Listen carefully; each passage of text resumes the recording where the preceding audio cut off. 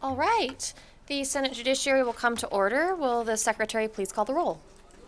Senator Harris, Senator Orenthal, Senator Dondero Loop, Senator Wynn, Senator Hansen, Senator Krasner, Senator Stone, Chair Scheibel. Here, please mark all the senators present as they are all here. And we have one bill hearing on our agenda this afternoon, SB 187. As soon as you are ready, Senator Neal, come on up and I will open the hearing on SB 187.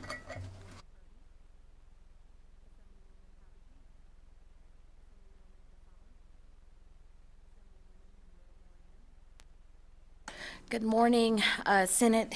Well, good afternoon. It's just been a long day. Good afternoon, Senate Judiciary.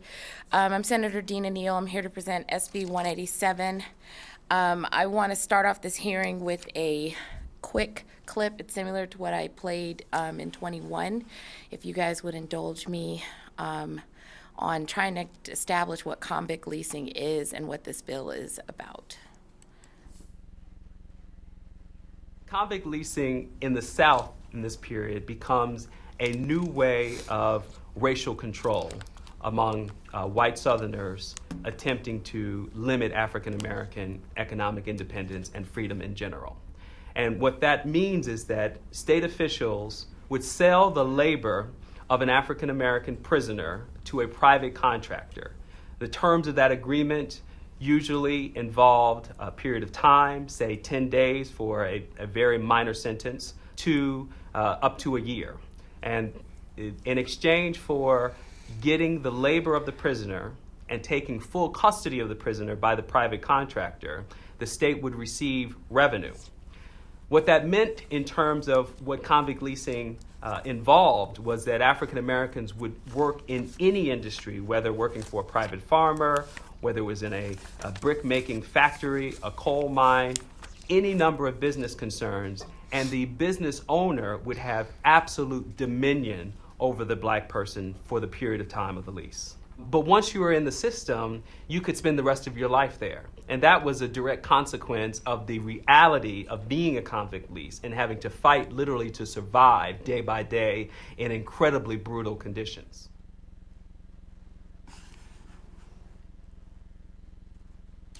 So, thank you, Madam Chair, for indulging me with that video, because I wanted to try to set a foundational space of where we are and why I'm bringing this bill back for a second time. I was actually asked to bring it back by the prior governor, Sisolak, who staff had reached out to me and realized that I'd had that bill and it never moved. And then I was like, did you read it? Because I was doing some serious stuff in that bill, and they said, yes, we did. And I said, okay, well, then I will try it again and see if we can continue to have the conversation about reform.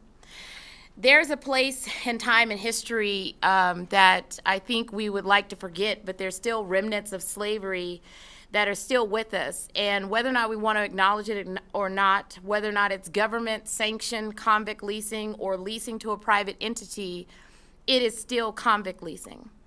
The right to human dignity and the right of ownership over your person, I believe, still carries forward with you while you're in prison. And it is slavery by another name. Because the question that's being posed is who actually gave the right to use a prisoner as chattel within the prison system and pay them 35 cents an hour or 50 cents an hour, whether or not it was a government employer, whether or not it's a private employer, and to say that that was actually okay. Well, that came from that constitutional amendment and resolution that we just voted out just recently that basically said that slavery was constitutional as long as it was set up for punishment. And so the punishment is you finding yourself in prison.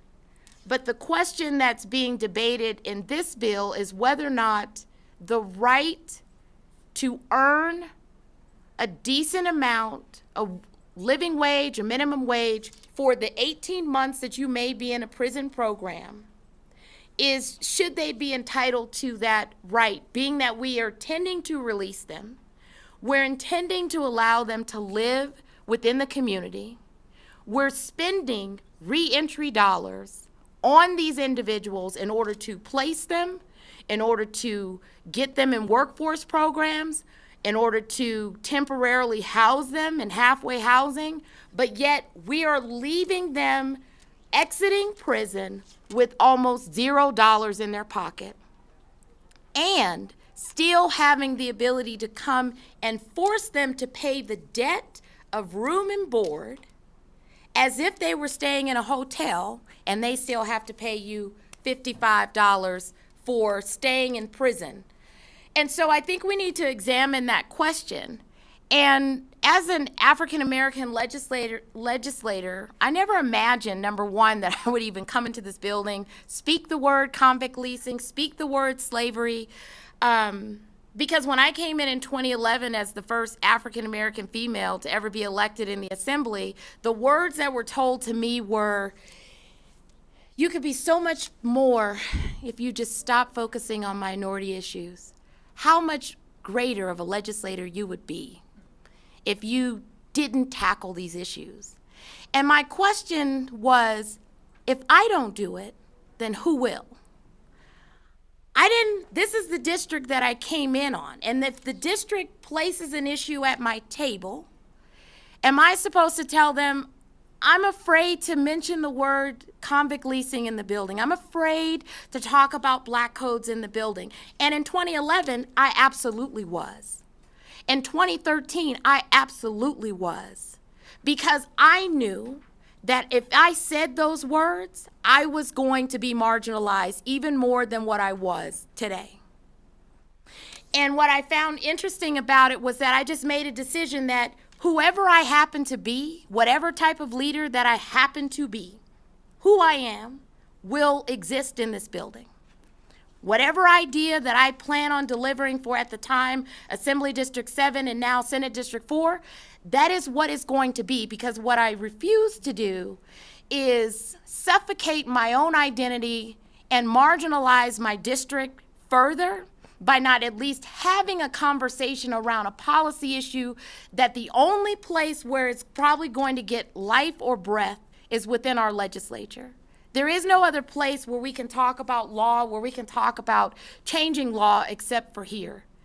And I know there are people who oppose this policy, but it's about the theoretical discussion and the philosophical position in which we find ourselves in when we talk about what are the remnants in our government and in our system that we're holding on to that we might need to examine, and talk about the chattel system that is in our current NDOC that says that if you go and work as an inmate clerk, I can pay you 50 cents an hour. That if you go and work as an inmate carpenter 1, that I can pay you 35 cents an hour. That if you go in as an inmate sawyer, I can continue to pay you 35 cents an hour. And the question there is, why? We have to pay for them when they leave, and at the end of the day, a private industry is asking for a service, asking for a supply, asking to sell a thing, a widget, or whatever it is, on the backs of that actual convict or that prisoner. And the question is, how should we invest our dollars? Number one, we should make sure that they're not going to be on the street. I remember when Senator Sayerbloom was fighting over ID. And I was watching the hearing from the other side of the House saying, are we really having a conversation about whether or not a person should have an identification when they leave the prison? Are we seriously having a conversation about whether or not someone is entitled to Medicaid when they are released from prison? Because what I'm trying to figure out is that if they don't have enough money to take care of themselves, then whose burden is it? Because it's going to fall on us one way or the other. Either they're going to be homeless, it's going to fall on the families who are continuing to fund them, who are continuing to put money on their books, and ultimately we have to figure out, what would we like them to exit with? Is it enough cash in their pocket to pay rent? I say yes. Is it enough cash in their pocket at least to go back home and say, you know what, I can actually probably give you $35 for the food that I'm getting ready to eat while I'm sitting in your house, mother, grandmother, girlfriend, wife? But they don't have that when they leave. We are literally saying, I know you left, you owe us money. And matter of fact, I'm gonna get a collection agency to collect the money from you and charge you interest on the room and board, medical, and other things that I said you owe us while you were in prison. That's a debtor's prison to me. How do you break that cycle when what I see on the reentry front and on the workforce front, they're still begging for a job and trying to figure out how to get rid of the criminal conviction and face an employer and say, you know what? I actually do want to mop your floor for $10 an hour. And the reason why is because if that's the job that you're going to give me, at least it has the dignity of a wage. At least it has the dignity which it will allow me to get a little bit of money to try to take care of myself and stabilize my life. And to me, that's what this bill is about. That's the conversation that I want to have. And so when you look at the bill, SB 187, basically what it says is that you will pay them a minimum wage. You will allow a savings account to exist for those prisoners to be able to save that money so when they are released, there is money for them to walk out of the door and take care of themselves. And then the bill further says at the back that whatever the work that you engage that prisoner in, that it is aligned with a workforce opportunity upon exit. Why is that important? Why would you train somebody in something that they cannot do once they exit? It's a waste of government dollars. It's a waste of funds. And when I looked at the reentry budget on the programs, and I was looking and trying to see like how much was paid for reentry programs in 2018. That was in the finance budget. It was zero in 2018. 2019, it was $24,216. In 2020, it was $33,655. And I was saying to myself, okay, so we know that a prisoner is only really getting into these programs within 18 months, knowing that they're going to be released, knowing that they're going to exit. We're not investing in what their work product is, but we are making them work for a private company and allowing them to charge 35, 50 cents, or even the government, and say that that's actually okay. But in my mind, it's not okay because I want a happy, healthy individual who is not going to be a burden on the state when they leave.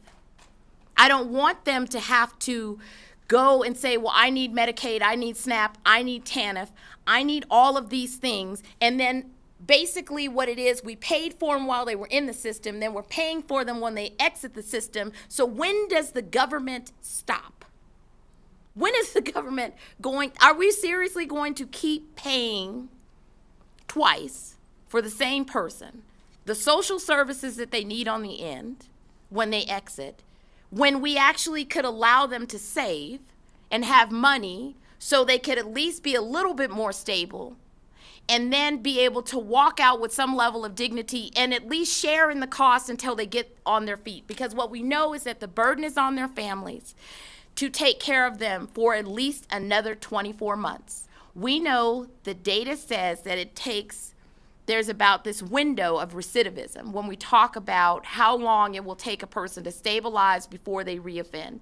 And so when we think about what convict leasing and a savings plan and actually paying them minimum wage for a job that they're going to do with knowing they're going to be released, it only makes sense to allow them to make some money to take care of themselves on the back end, because we're paying for them on the front end and then we're paying for them when they hit the street. And it's super important that we align our objectives as a government as to how would we like a person to reenter society, whole or poor or homeless. And I choose the minimum wage over the 50 cents. And I know there are people who disagree that say a prisoner has no right to earn anything. You're in prison. But all prisoners are not allowed into the prison industry program. It's very selective, and they're not in there forever. They're in there for a short period of time knowing that they're going to get released. And so the bill discusses that in Section 1, Section 2, and then in Section 4, it lays out, just continues to talk about the personal property fund. And then I decided to just get into some of the things that were in the governor's finance audit around the medical copay, which is in Section 4.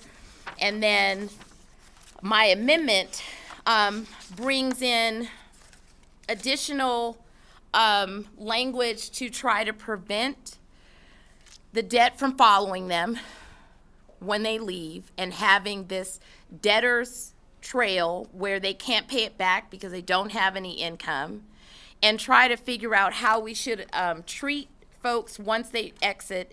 And then it also got into the offender store markup, which was making sure that they couldn't charge more than 20%,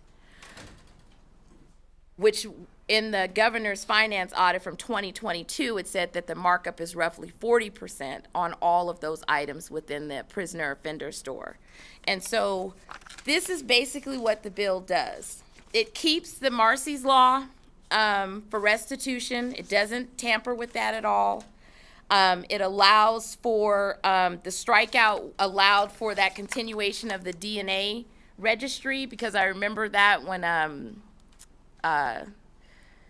I'm going to say Debbie was here, or Senator, I can't even think of her last name right now, Smith, when she had the DNA registry. And I remember a big deal trying to figure out how to pay for that. And so that is the first part in the amendment that allows it to come back in.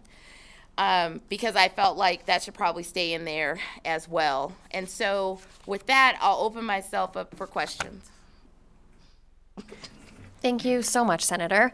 And we are going to take questions from the committee. I just want to set a couple of ground rules before we start, because I really appreciate your presentation. I think it is very impactful, and I want to remind everybody who might be testifying or asking questions that this is not a money committee. This is a policy committee. It doesn't mean that we're not allowed to talk about money. We can talk about it generally, the values that we have as a government and as legislators, where we should and should not be spending money, how comparatively spending money in certain places reflects our values. But what we are not going to talk about is whether the state's budget can account for a particular expenditure or the loss of a particular revenue. And we're not going to talk about line items in a budget. We can talk about costs and savings generally, but this is a policy question about whether or not we want to continue this practice or whether we want to move forward by adopting the policy proposals in SB 187. So that is my admonition to both the committee as well as anybody who's going to be testifying. And with that, I will start taking questions from members of the committee. I believe I saw Senator Orenshaw with one. Go ahead. Thank you, Chair, and thank you, Senator Neal, for bringing the bill. Really appreciate your work here. My question has to do with Section 9, the new proposed language at the top of page 17. Lines 1 through 6, the director shall, to the extent practicable, provide for the placement of an offender in a program for reentry of offenders that facilitates the employment of an offender. And I'm just wondering if this passes into the NRS, this language, do you think that will then guide any programs at NDOC to try to provide training in the kinds of employment, not only that will lead to employment once that person is back home, back in the community, but also take into account the technology, and that certain fields are getting more mechanized, and we're having more robots and things take over, to not train people in industries where there might not be jobs. Do you think they're going to try to, hopefully if this passes, they'll try to take into account certain positions where we see technology taking over and try to make sure people are being trained in jobs that'll actually be there when they return to the community versus jobs that might be there while you're incarcerated but may not be there when you get home and are in the community and trying to land on your feet? Thank you for the question, Senator Dina Neal. I think there's two answers to that. To the language, to the extent practicable, I think that it should align with the workforce that is going to actually be there when they exit. I understand that the prison industry may have opportunities that are different than what's going to be in industry. But if we're going to talk about statewide workforce, right, and we're going to talk about how they exit and they go to FIT, right, Independence for Tomorrow, where they're using federal funds in order to, in their reentry program, to allow individuals to work, train. If we're using workforce connection dollars, which has reentry dollars, which are federal dollars, in order to train and get them established, I think it should be aligned. I think we have a better chance of aligning all of the funding that's there so that the person is the most successful that they can possibly be. I haven't met anyone, I don't even know what a Sawyer is, but I'm assuming it's in, I don't know what it is. Have you? Makes two of us. But at the end of the day, right, if you say, well, you know, if you learned how to saw and be a carpenter, it's an entirely different conversation, right? That means you can go into the carpenters union, maybe, depending on whether or not they take you with your criminal history. But you can go and say, you know, I actually know how to build a bench. I know how to build a dresser. I know how to do the thing that you're going to sell. That's a skill. That's a skill that can transfer. I don't care if you're in Georgia or whether or not you're in Nevada.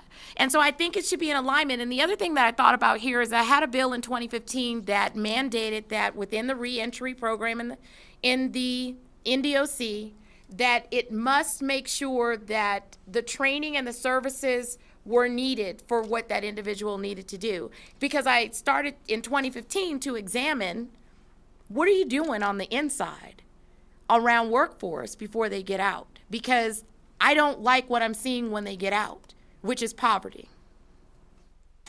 Thank you very much, Senator Neal. Thank you, Chair. Other questions? Senator Don Darrow Loop. Thank you, Madam Chair. I just have a clarification. You mentioned prison industries a couple times. Does that include things like when we ask our prisoners to do forest fires or wildland fires or things like that? Thank you, Senator Dina Neal, for the record. It's my understanding, and I have that in the bill too, that comes under, there's actually Division of Forestry, and they're actually different. It comes under what is now former Senator Settlemeyer's division when we deal with forest firefighters who intend on working, and I have that in the bill to try to allow them to get paid a minimum wage. Because at the time when I brought this bill, there was still a discussion from the Division of Forestry to try to pay firefighters more money because they were out fighting fires for California, not only for us, but they were going across state lines, and there was a conversation about trying to allow them to make more money and then hopefully transfer into firefighting service when they left. Thank you very much. I saw that in here, but I didn't see any strikeouts or differences, and so that's why I was asking. So thank you very much for that. Senator Krasner. Thank you, Chair, and thank you for your presentation, Senator Neal. I have two questions. You said only some inmates are allowed to work in the prison. Do you know what percentage of inmates are allowed to work in the prison currently? I currently do not have that number. That's probably a better question for NDOC. All I have is that I know the time period in which they are able to, and I have the industries in which they work. Okay. And then do you know how much they're paid now, or if they're paid anything at all? Dina Neal, Senator Dina Neal, for the record. Who? The people on this sheet?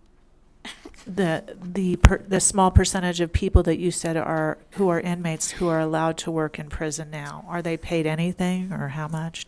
They are. It's a range. And so in your exhibits in Nellis, there's a breakdown of the industries that I had, and so some, like if you look at Silver State Industries hangar operations, they're getting paid $10. There was a news article after I had the bill last session where they talked about there were certain clerks that made $15 a day. It's my understanding that the pay scale of 35 cents, 50 cents an hour is still going on. It's a range of $1 depending on what is there. If you look at that exhibit, it'll give you a pay range of either $1 to $4.50, and then it'll give you a cert pay. And that cert pay, that higher number cert pay, is what is required by, it's the Prison Industry Certification Program under the Federal Office of Justice Programs, which is Title 18 USC 1761. So federal law says that there's a certain cert pay that you need to pay, but that's not necessarily always applied. Thank you. Other questions? Senator Hansen. Thanks, Madam Chair. Smile DNA, you probably have more support than you realize. The ID stuff, we've been working on that forever. It's still an issue. In fact, Senator Buck and I met with DMV just before the session started, trying to get a coordination between these guys. And anyway, so we're trying to get through a lot of this stuff. The question I have, do they still have prison labor being used in private sector areas? Because you and I discussed that, and I agree completely. That's absolutely wrong. If I have a business, I'm using prison labor and not even paying a minimum wage, but then I'm allowed to sell those products into the open market, that not only gives me a competitive advantage because my competitors have to pay at least a minimum wage. Is that still going on right now, or did we get that cleaned up? Senator Dina Neal, for the record, it's my understanding that there's still private industry who is contracting with prison industries. But are they required to pay at least a minimum wage to the prisoners? Well, when I was reading the documentation, it said that they were required to pay a minimum wage, the private entities, and then the government is actually one of the greater offenders in the lower rate. But when I started to try to dig into, is that, like, what's the number? They're not all getting, it's maybe, I know it's not the cert pay. And from when I looked at the schedule, I couldn't find any documentation where I saw the actual minimum wage in the actual sheet, the Excel sheets that I had requested. So I think it's up for a question mark on whether or not it's minimum wage, because I guess $3.25 when was I in high school? Say $3.25 a minimum wage. I'm thinking, You I don't made have to tell your- $3.50 a Yeah, that Jack was in the minimum wage Box. when I was like 8th grade. It was $2 an hour. Now the camps, the minimum wage camps, minimum wage, low security camps that they have, in Lovelock and Winnemucca and so forth. They use the prisoners there a lot for like fixing BLM fences and all sorts of stuff that in some cases may have been bid out to private contractors for a lot more. Right now, so you want to see the people that are doing stuff like Forest Service stuff, where it's really government, not government entities, not private sector businesses using these folks for labor, but they actually are doing government kind of work, and that's where you're upset about the 35 cents an hour. You think it should be bumped up even on in circumstances like that? Senator Dina Neal, for the record, I do, but I want more from the private side. Okay, well, I'm totally on board with that, because I think for a variety of reasons that's rotten. Last thing that you and I had discussed too about the costs that the prison charges people. Okay, if you set up this account, what protections are you going to have that the prison itself won't escalate the cost from? I was talking to somebody that's like, charge them for phone calls, $5, and all these things, and that gets deducted from their current accounts. I didn't see in the bill. Do you have protections in the bill so that the prison people themselves can't kind of inordinately jack up the costs and delete the amount of money that the prisoners have built up in this new account? Senator Dina Neal, for the record, I did a series of strikeouts of the deductions on page 12, 13, and 14. The idea of the offenders release fund is to protect it from them. and Okay, you have protect it some from those reasonable checks deductions. on that then? Well, when we talk about reasonable checks, we've passed law. And I'm not, well, I guess they will take it as a dig. But we passed law that NDOC is not necessarily implemented. Even in the audit, when I was reading the legislation that was passed in 21 to prevent that 80%, it's still fully, the methodology is still fully not implemented on that. And so hopefully if I can protect the fund, then there's at least a way to keep them from reducing the amount that's in there and making sure, because basically it lets them take bank fees, right? It lets them do some interest, but that's it. Okay, Minus well, Marcy's you're law. trying, because I was trying to figure out, make sure you're attempting to at least get some reasonable checks. We'll get to talk to these folks, I think, in a few minutes on it as well, so we get a second bite at the apple. All right. Thanks, Madam Chair. Absolutely. And I can also ask legal counsel, who, once again, for the record, is not here because they're busy writing all of the bills that we ask them to write, to give us kind of an update on the status of the law, since we did pass those changes in 21 that are intended to provide that check and balance and ensure that the Department of Corrections is not able to debit more than is supposed to, put some guardrails on how much they're able to debit from those accounts. And with that, I think Senator Stone also had a question. Thank you, Senator Neal, for your presentation. As you know, I'm kind of a newbie here. I see Silver State Industries, Mattress Factory, Silver State Furniture, blah, blah, blah. Who are these entities that the work is being done on behalf of? Are these industries that are related to our prison system that are trying to train people to do these jobs, or who are these entities?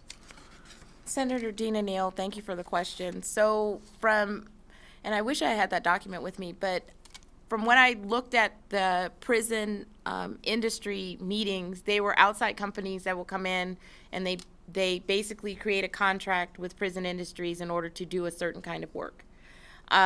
So they may not necessarily be aligned with some state workforce plan. It just is a potential opportunity where they say they need help, and the relationship is contractually created through NDOC.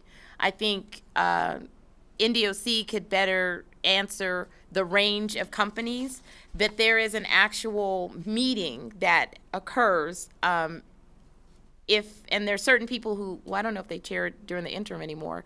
Is that still an interim committee? That was the prison? It was absorbed by the interim Judiciary Committee, and we did have a presentation from Okay. Prison Industries, Okay. which Okay.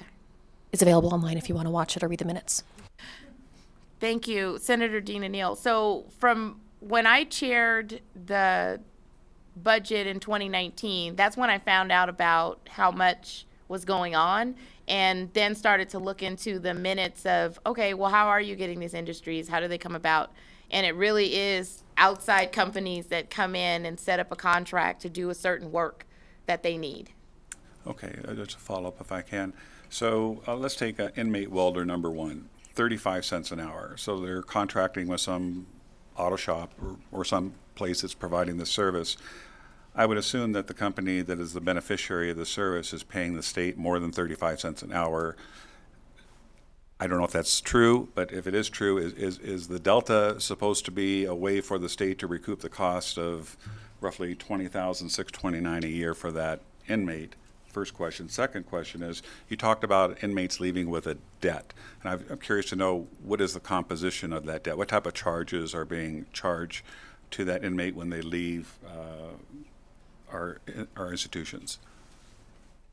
Thank you for that, Senator Dina Neal. So I'm going to answer your last question first. So and this should be in your exhibits too. So the debt owed to NDOC by offenders that follows them after release. So one is restitution, which we all understand and respect that. Fines, room and board, child support, court fees, medical costs, and then other charges. And then when you turn the page, it breaks down that there may be other assessments that may be associated with that debt, but that's not clear on what the other is. But that's pretty much what follows them. And then there is the big part is the medical copay or the medical costs that follow them upon release. And then there is then a collection agency that is, I guess, hired, or there's a contract in order to try to get that money paid back from that offender upon release. So if you look at pages 8 and 9, it'll break down the debt that leaves, except for the other charges, which is not explicitly explained. Thank you. Other questions, follow-ups? Okay, Senator Nguyen.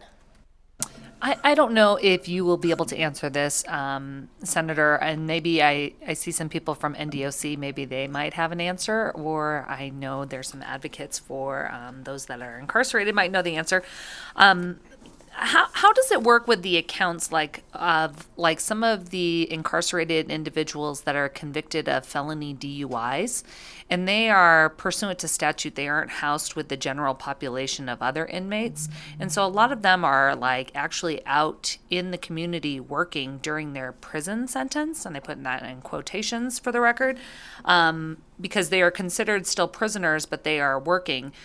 And it's my understanding that they're able to have those like accounts, like what you're seeking to, they have normal accounts. So I don't know if that's actually the case or if they have accounts that are run through the prison system as well. Senator Dina Neal, for the record, I think that's a better question for NDOC because I don't have the answer to that. All right. Other questions from members of the committee? Thank you very much. We will go to a 1-minute recess.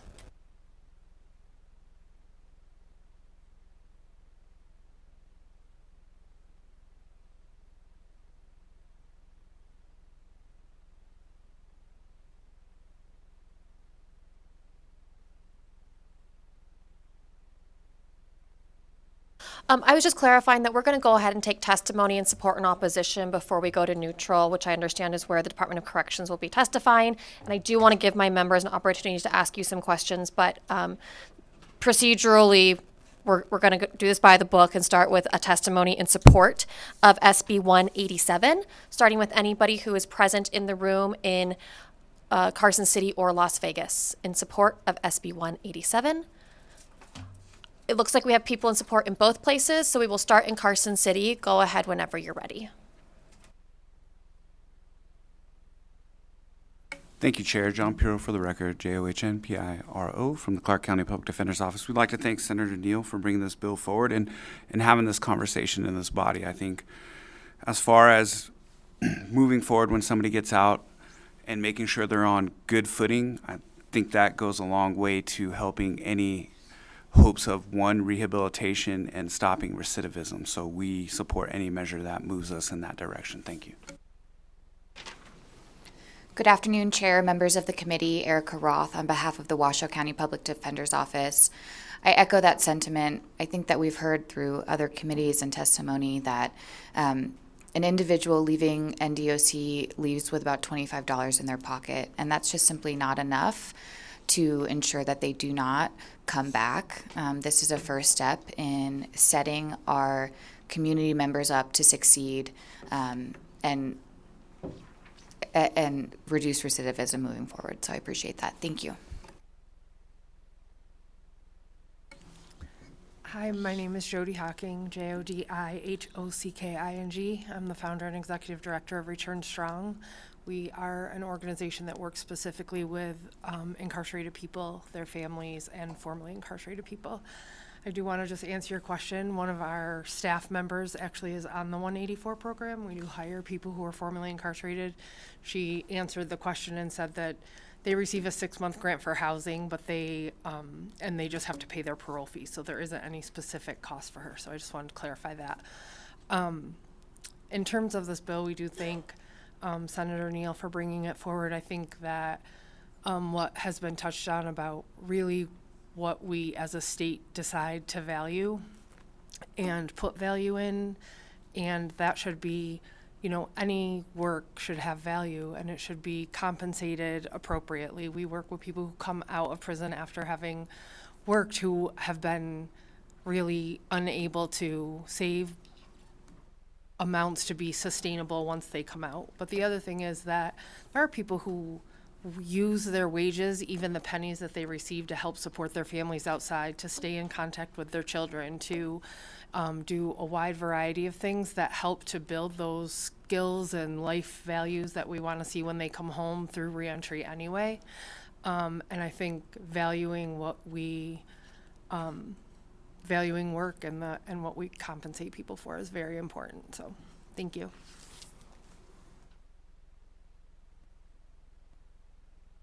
Thank you all for your testimony. I don't see anybody else in Carson City coming up to the table, so we'll go to Las Vegas for testimony in support of SB 187.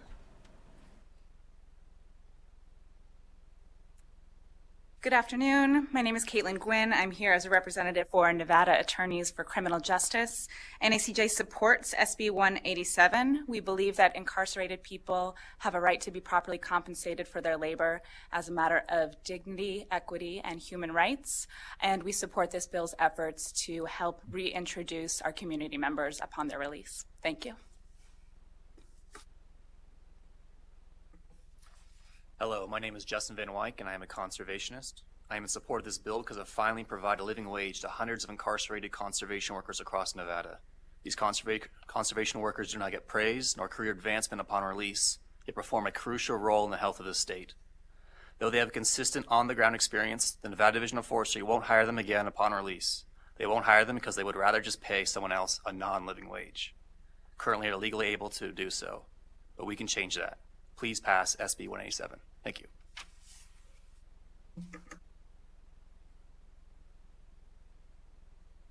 All right, I don't see anybody else coming to testify in person, so we will go to testimony on the phone in support of SB 187. Thank you, Chair. If you would like to offer testimony in support of SB 187, please press *9 now to take your place in the queue. Once more, that is *9 now to take your place in the queue to offer testimony in support of SB 187.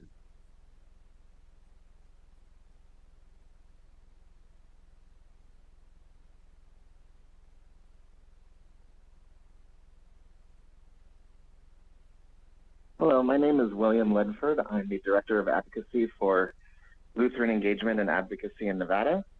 I'd just like to echo a lot of the sentiments that have already been said, so ditto all of those. Just in addition, I'd like to say that I personally have done some chaplain work with inmates, and they have expressed how difficult it is to be dropped off outside of their place of incarceration and say, okay, there's a bus stop over there, and not have anything in their pockets. So to reduce recidivism and all of those things and increase the dignity of the people that are trying to reenter our society, this is exactly the type of legislation that we need. So please support this legislation. Thank you.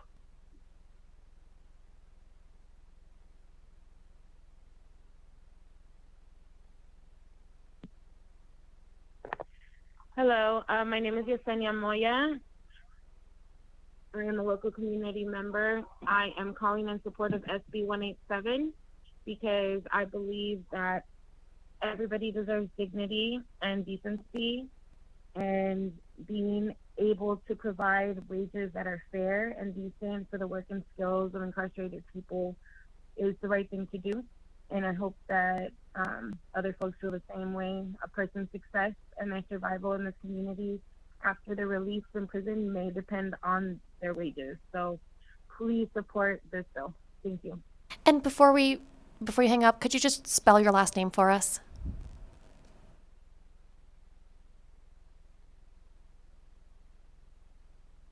I guess the answer is no. Hello. Hello? Yes, go ahead. Okay, I apologize. My name is Jagada Chambers. I'm actually the Rights Restoration Coordinator for Silver State Voices. I'm calling definitely in support of this piece of legislation. I echo the sentiments that have already been relayed to the Honorable Committee. I do just want to add, I think there's a layer of our incarcerated folks that are in this situation, we can understand that we're being exploited. This exploitation lingers on after release. So when we know that it's already a challenge to secure gainful employment through the employer, there is a stigma that folks carry when they come back into society about not wanting to get exploited ever again, i.e. like not wanting to work on that plantation. So this is a measure that can help us get dignity back in work for our formerly incarcerated brothers and sisters, because again, I do want to highlight that being exploited during that incarceration, especially as it pertains to workforce, even in those folks that are coming in that last seconds before home, it still has a plague upon working. So this is going to really eat away at that, and I think it's going to be beneficial to all our folks that are leaving incarceration and coming back to society. And then finally, I do want to salute Senator Neal for the legislation and just always being an advocate for the constituents in which he represents. Thank you all so much.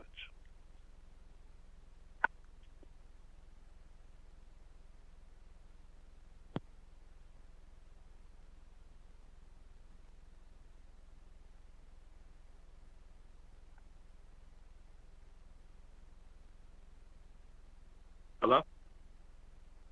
Go ahead, but please give us your name and spelling. Okay. Hi. My name is Eric Garcia.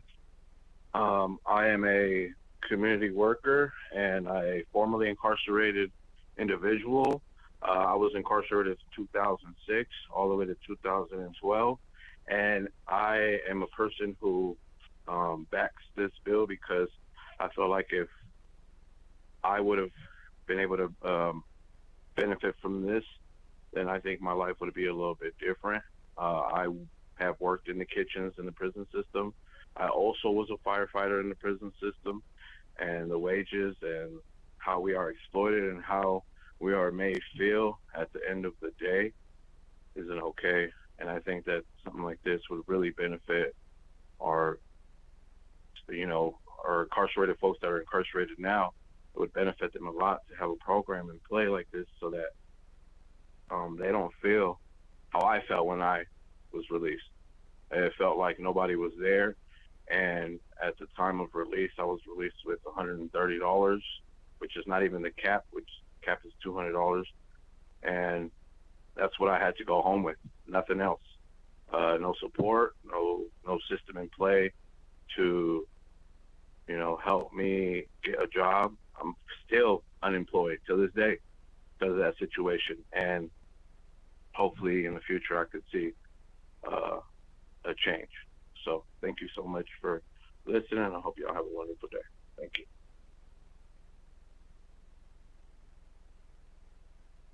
If you have just joined us and would like to offer testimony in support of SB 187, please press *9 now to take your place in the queue.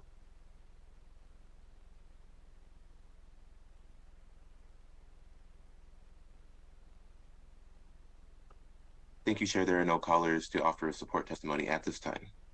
All right, then, we will go to testimony in opposition to SB 187. Anybody wishing to give testimony in opposition in person should come to the table now in Carson City or Las Vegas. When you make your way down here, there's a button to press to turn on the mic. Go ahead, you can sit down, turn on the microphone. I'm not sure if you've done this before, but all right, press the microphone button, give us your name and spelling, and you'll have 2 minutes to give your testimony. Hello, my name is Brock Wade, B-R-O-C-K, last name W-A-D-E. Thank you very much for bringing the bill up, even though I'm in opposition for it. I am a former incarcerated inmate. I worked in prison industries for 10 years. Oddly enough, I got hired on as a sawyer, so I can tell you what that is. We do cut the lumber, take dimensions, and ensure that the product meets standards to come out. I got paid $5.15 an hour for that as a sawyer, as piecework, meaning as we got the product in, it came with a certain amount of hours on the job, 8 hours on the job. We got a percentage of that at $5.15. I later on advanced to Carpenter 2, did that for a while, and then later on advanced to running the shop, and I did that for 8 years.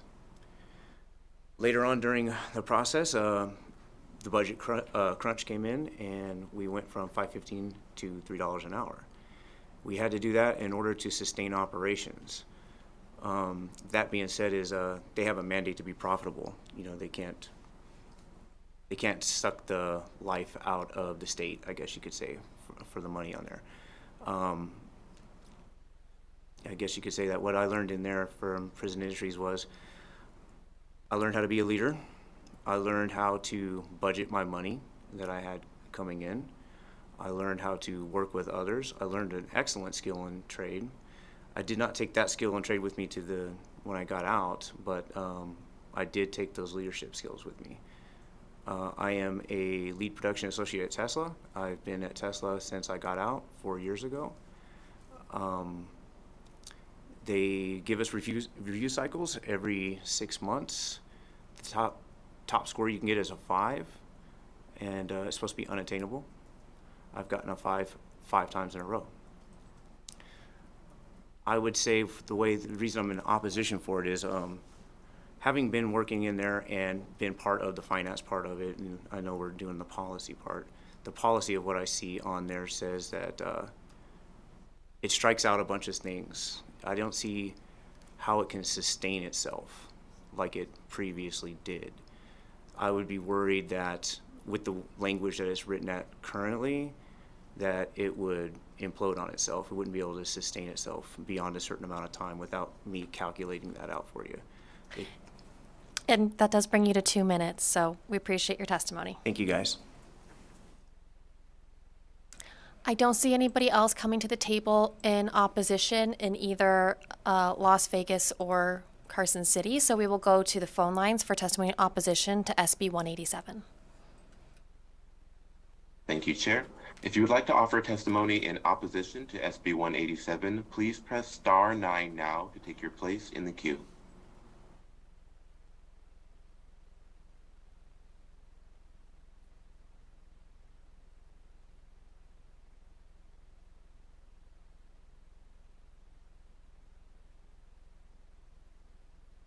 Hi, this is Tracy Thomas, last name Thomas.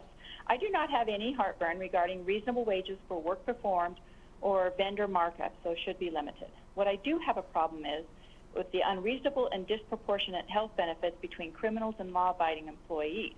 Taxpayers should not be added to the list of victims of criminals with the financial burdens of criminals or have their insurance premiums increased to compensate for the health care of criminals.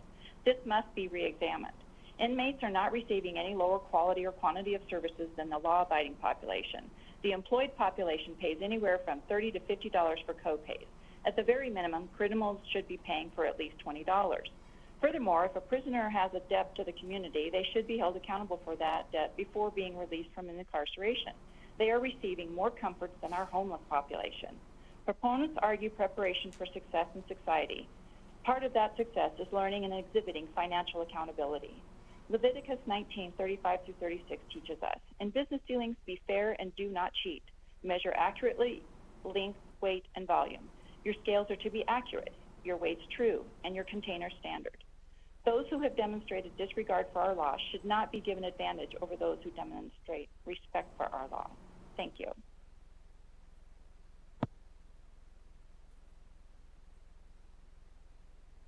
Thank you, Chair. There are no other callers wishing to offer testimony in opposition at this time. All right, then, we will go to testimony in the neutral position on SB 187. If you're here to give neutral testimony, go ahead and make your way to the front and begin whenever you're ready. Good afternoon, Madam Chair, committee members. Senator Neal, thank you for the bill. My name is Bill Coinga, Deputy Director for Industrial Programs for the Department of Corrections. At this point, we stand neutral. However, we are currently working on a fiscal impact and note at this time with our department and GFO. All right. I think we have some questions for you. We'll start with Senator Hansen. Thanks, Madam Chair. Several things. Now, you guys used to have a restitution program. I don't know if is that in existence anymore, where you could actually hire people that were getting out of the, or was it called restitution? I think it was. Anyway, I used it for years, and people would come out. They would go back to the camp every night, so where Walmart is now in the Reno area, and they would I would pay them the same wages as the rest of my plumbers, but because they were working their way out of the prison system and working their way back into the private sector, you guys had a program where they would come and work. And then they had to report, they had drug testing, alcohol testing every day. Is that program gone? And when, if anybody knows, I'm curious, when I was paying them the same wages my other plumbers were, did the state take a portion of that out, or how did they bank that money at that time? For the record, Bill Quinga, Deputy Director, Department of Corrections.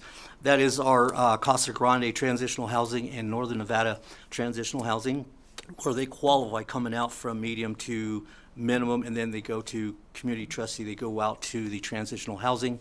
They still go out and get jobs with gainful employment at the rate out there.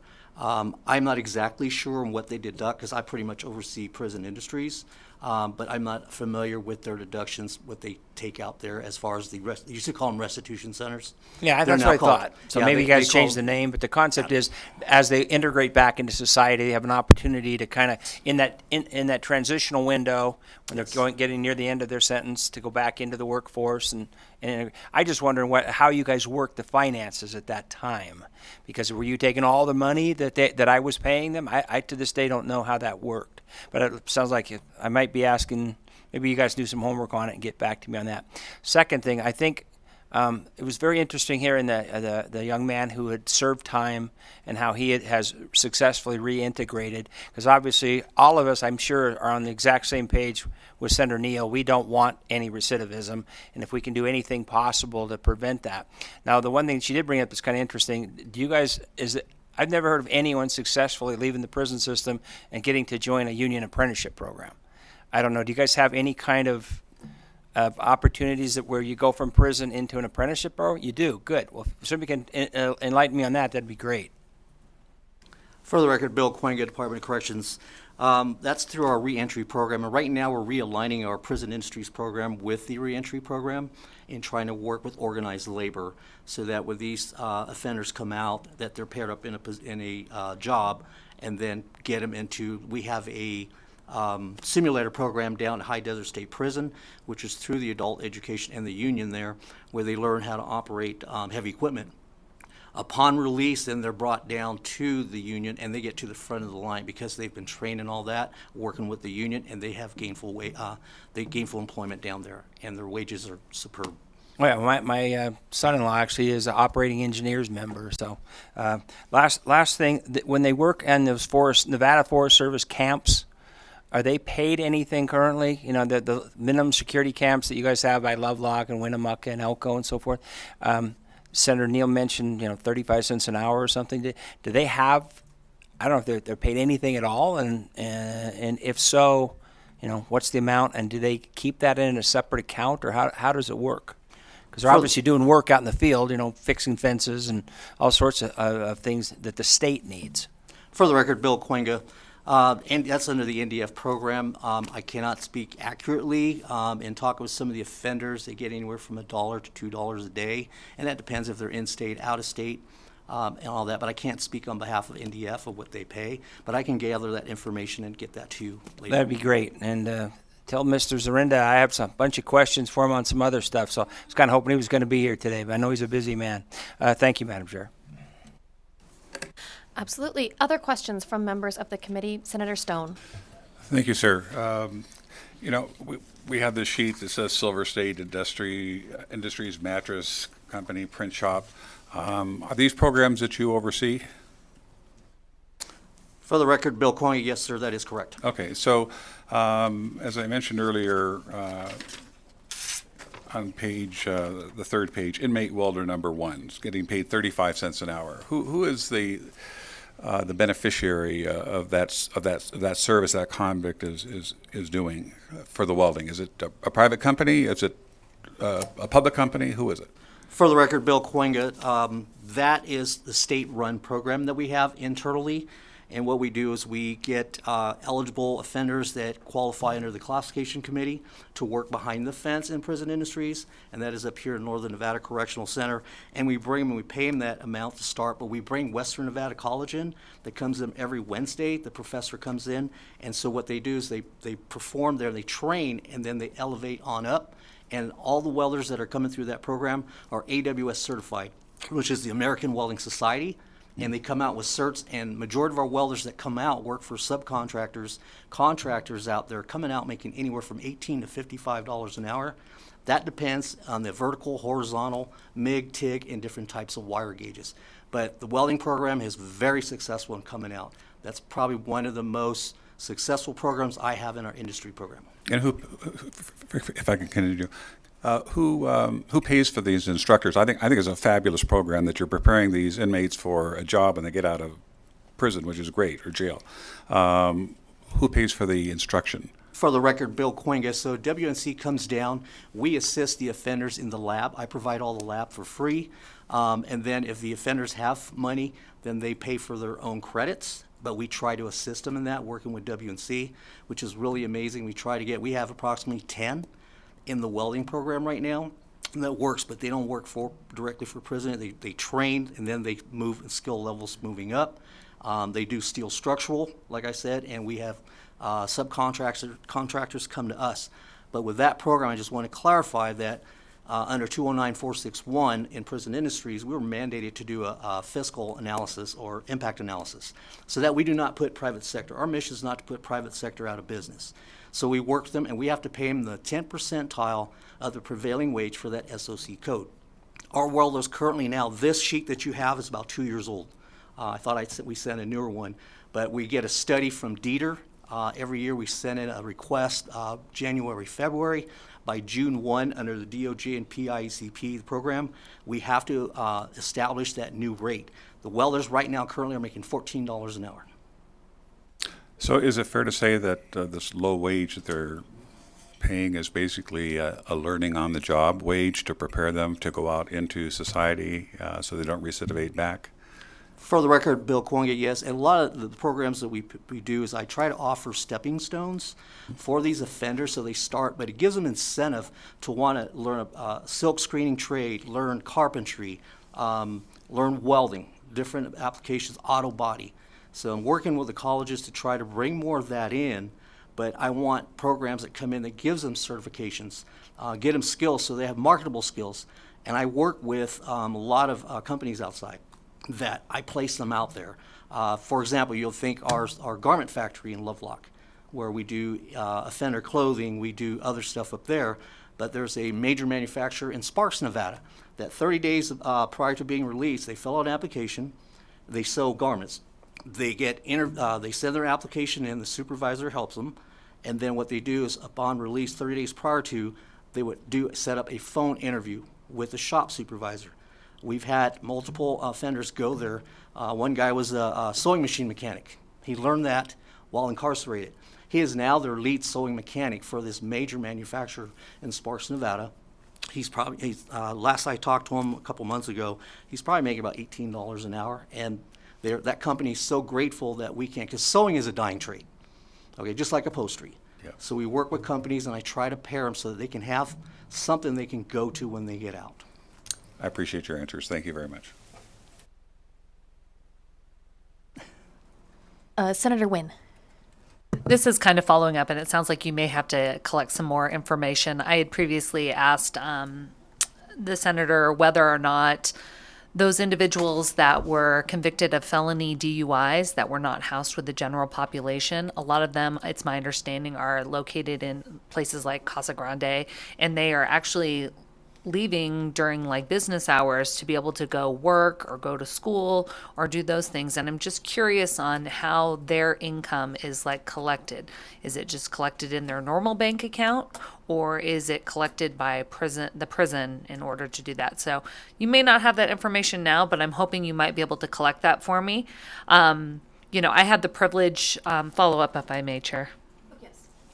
I also had the privilege of listening to some of the budget requests, and I'm glad to see that we have individuals that are coming in here talking about what a success the programs and being a part of those prison industries, like the person that we had that testified in opposition. However, I'm concerned, obviously, if this is a policy that we want, and we want to pay people a living wage for their work instead of what the system that we currently have, I just want to make sure that the people that are going through this program realize that there is always a possibility, if we make it a priority, that we could fund those agencies so those programs don't end.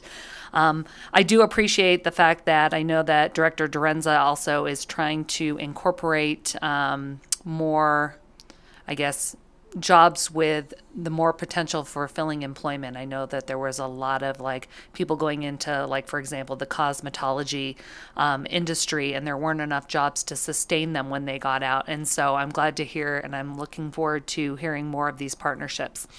That brings me to one last question. Can you tell me a little bit more about some of these partnerships with private employers and who you contract with, and how you establish those private employers that you're contracting with, I guess, prison labor?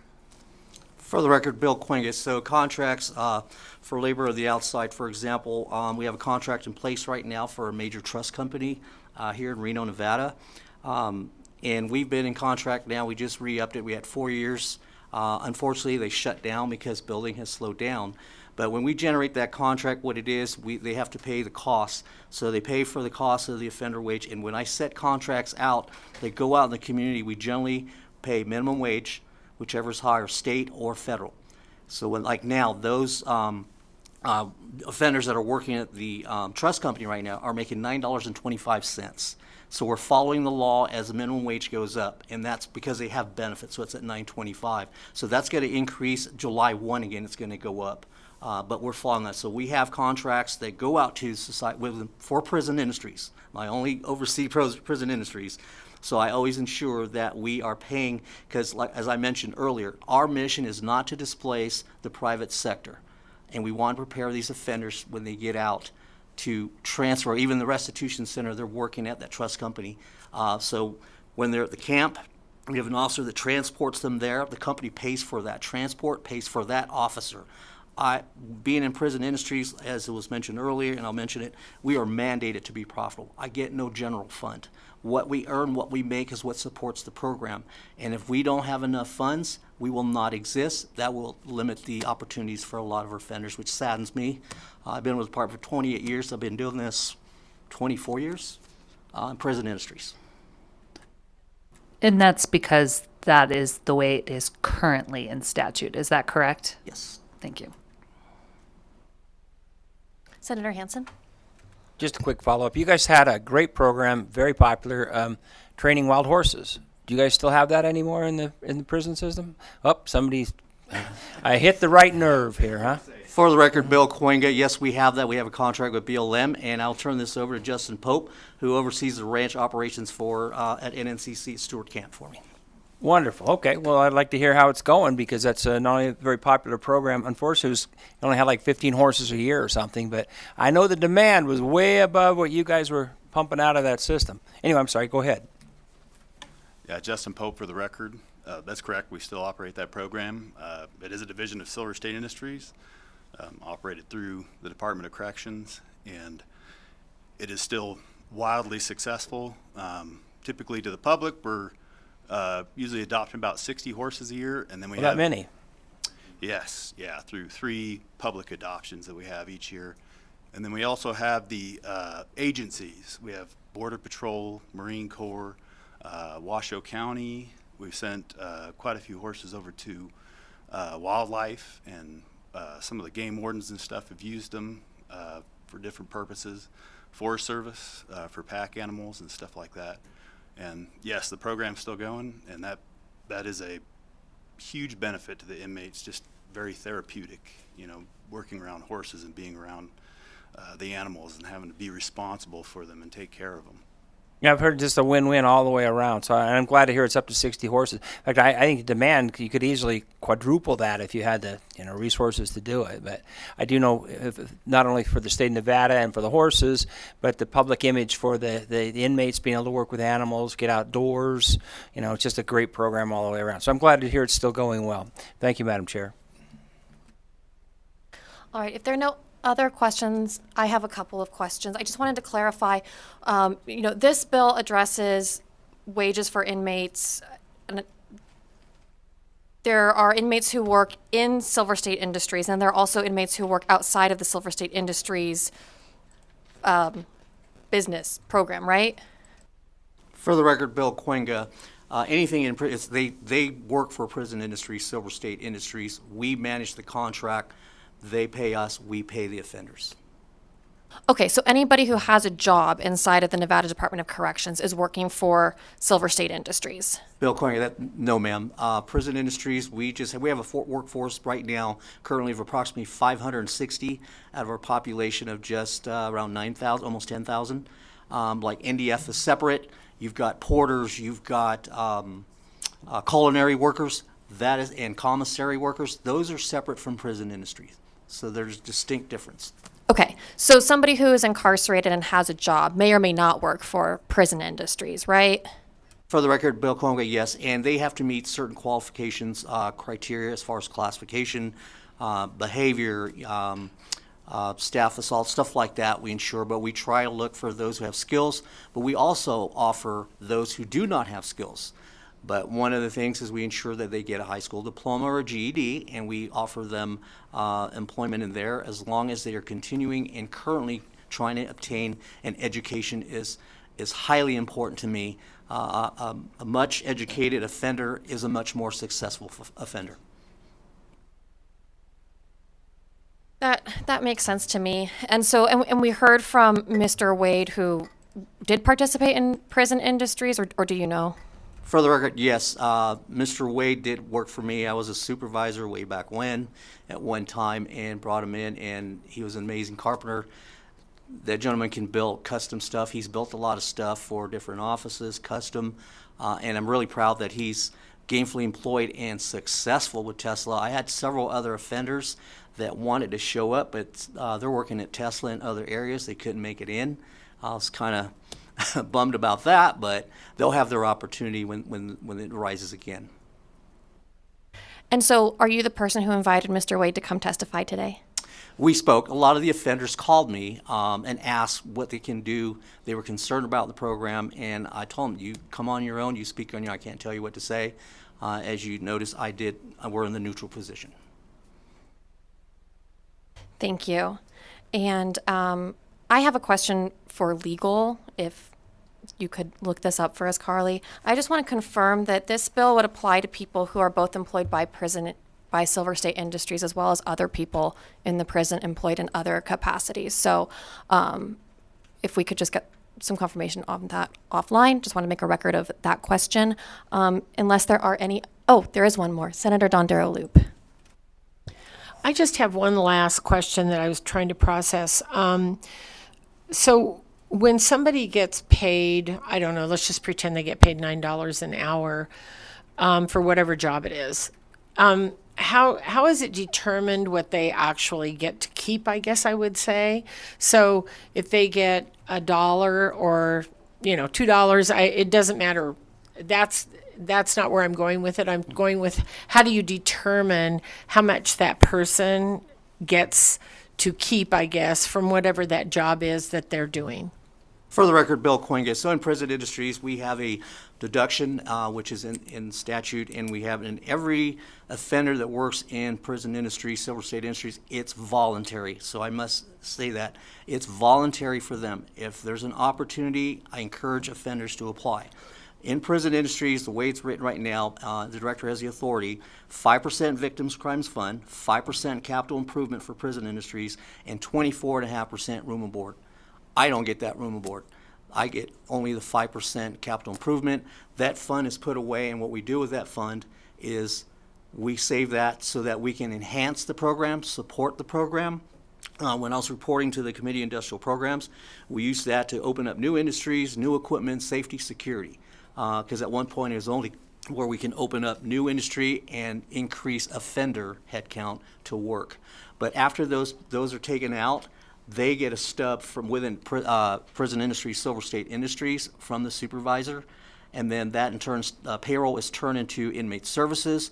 They do everything's electronic, and then they get a statement. They can go on the kiosk or whatever. So that's what Prison Industries. That's what I'm aware of. So it's a percentage Yes, of ma'am. each. Doesn't matter what the amount is along the way. It's those 34.5. percentages. Bill Coinger, yes, ma'am, 34.5% is what I see they take out. Okay, thank you very much.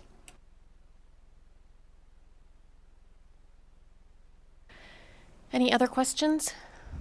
All right, thank you so much for your testimony. Is there anybody else in the neutral position on SB? There is, come on up.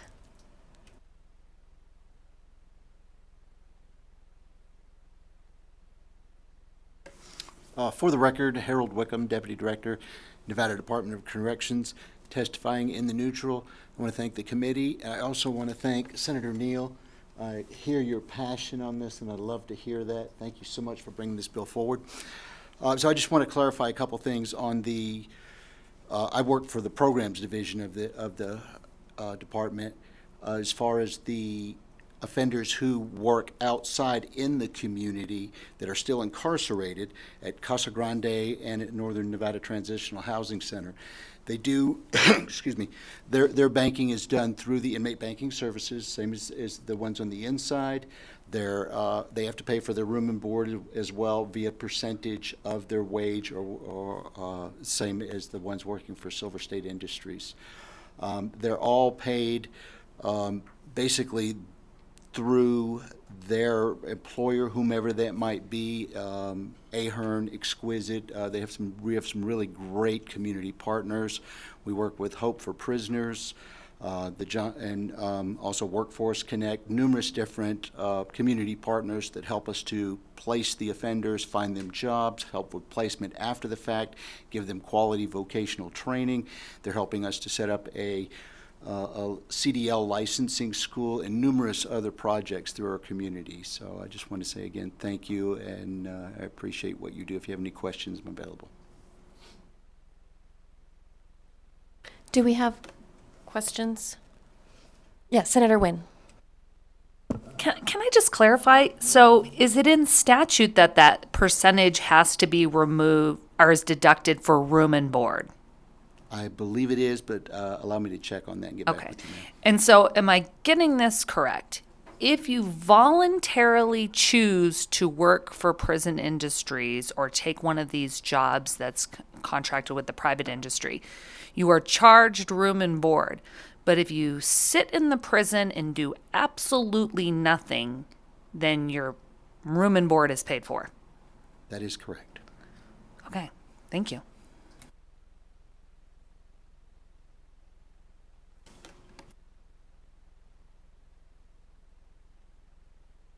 All right.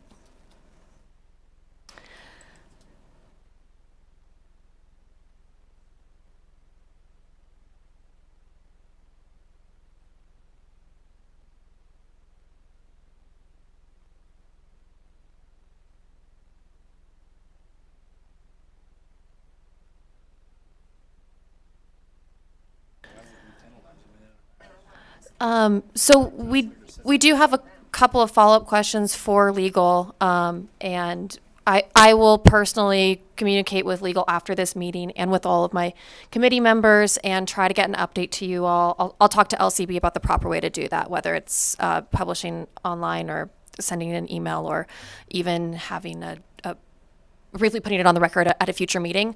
But we will make sure to follow up with legal and get some answers to questions that we were just discussing up at the dais, most of which I think you already heard because we asked them to our neutral testifiers.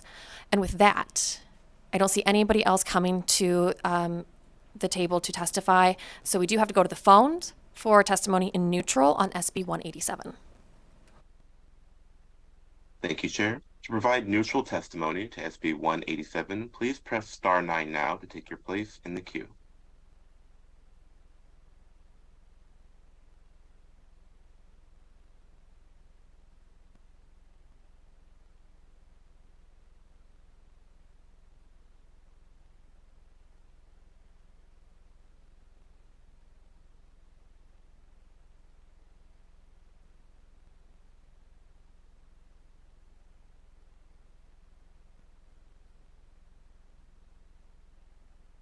Hello? Hello? We can hear you. Go ahead. Just give us your name and spelling before you start. Yes. Mercedes Maharis, Mercedes Mahasha, RIS. And I'm from Las Vegas, Nevada. I'm a Nevada chaplain who's worked with prisoners for over 2 decades. And I'm also a member of the Nevada Silver-Haired Legislative Forum, Senate District 3. I am less than neutral at this point because there will never be enough jobs. And I don't believe that legislature will ever fund enough money for individuals to work so that they can come out with savings and not be, as was referred to earlier, in poverty or homeless. It's still happening. There are several points that I have put in writing because this is too difficult for me to speak about, and I believe that it is posted, and I hope that all of you will read it. Such things in this bill, and I do thank Senator Neal for being so concerned, and she's right on about this problem, because we are continuing to produce individuals who do not have a way to support themselves when they get out. And there are probably only 1,500 or fewer real jobs out of 10,000. On page 1 and 2, lines 17 and 18, no on confiscating money for new prison construction. I don't think that that is the prisoner's responsibility. I think that it's our responsibility to provide them education first and foremost. And Mr.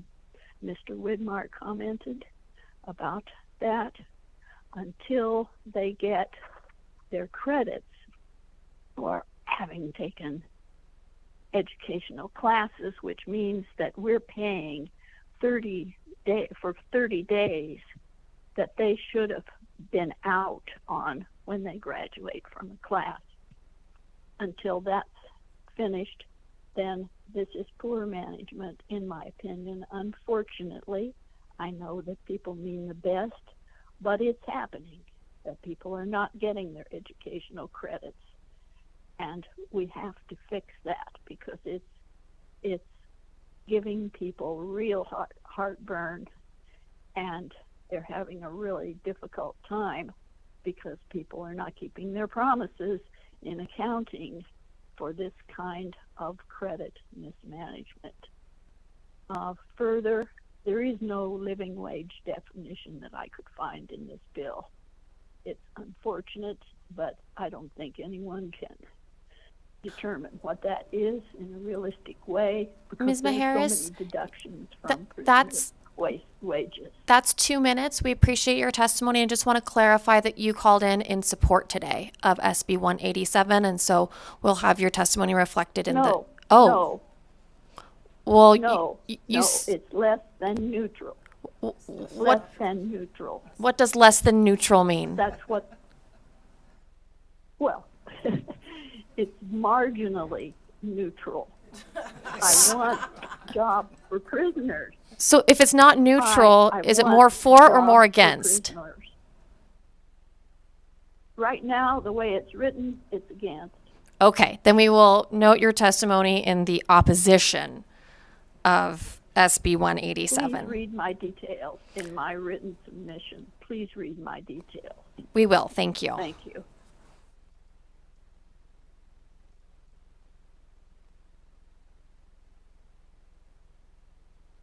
Thank you, Chair. There are no other callers to offer neutral testimony at this time. All right, then. That brings us to the conclusion of testimony on SB 187, and I'll invite the sponsor back up to make any closing comments. Thank you, Senate Judiciary, for hearing SB 187. And I want to just put something really quick on the record. So living wage is actually defined on page 12. It's right before Section 8. So if anyone wants to determine what that is, it's minimum wage. So thank you once again for allowing this bill to be heard twice. We had the philosophical discussion, and you guys will have the wisdom to decide what to do with this bill and whether or not it's worthy of moving forward. Thank you. Thank you. All right. And that brings us to the conclusion of the hearing on SB 187. I will now close the hearing. That brings us to the last item on our agenda, public comment. Is there anybody wishing to give public comment in person in Las Vegas or Carson City? I don't see anybody coming to either table, so we will go to the phone lines for public comment. Thank you, Chair. The lines are open and working. However, there are no callers to offer public comment at this time.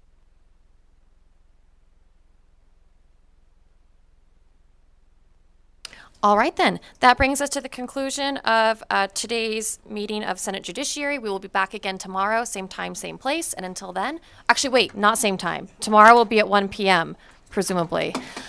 So plan on 1 p.m. tomorrow in the same place. And until then, we are adjourned.